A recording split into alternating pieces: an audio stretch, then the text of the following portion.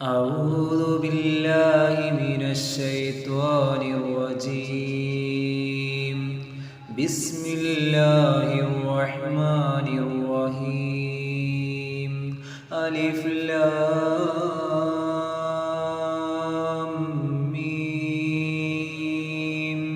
تلك آيات الكتاب الحكيم هدى ورحمة للمحسنين الذين يقيمون الصلاة ويؤتون الزكاة وهم بالآخرة هم يوقنون أولئك على هدى من ربهم وأولئك هم المفلحون. വിജ്ഞാനപ്രദമായ വേദഗ്രന്ഥത്തിലെ സൂക്തങ്ങളാണിവ. നന്മ പ്രവർത്തിക്കുന്നവർക്ക് മാർഗദർശനവും കാരുണ്യവുമായിട്ടത്രേ അത് സ്ഥിതി ചെയ്യുന്നത്. അതായത് നമസ്കാരം നിലനിർത്തുകയും സക്കാത്ത് കൊടുക്കുകയും ചെയ്യുന്നവർക്ക്.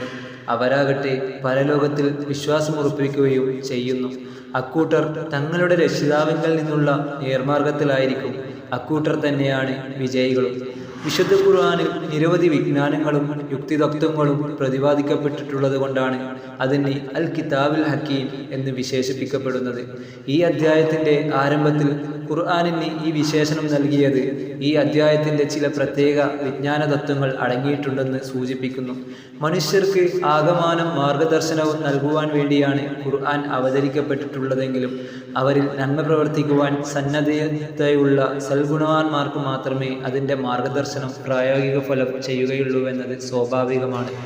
നേരെ മറിച്ച് ഹൃദയം കടുത്തവരും പ്രവർത്തനം ദുഷിച്ചവരുമായ ആളുകൾക്ക് ഖുർആൻ മുഖേന യാതൊരു നേട്ടവും ലഭിക്കുവാനില്ല.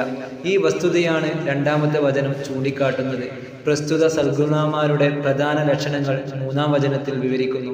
അഞ്ചാമത്തെ വചനം അവരുടെ നേട്ടങ്ങളുടെ രക്തചുരുക്കം വിവരിക്കുന്നു.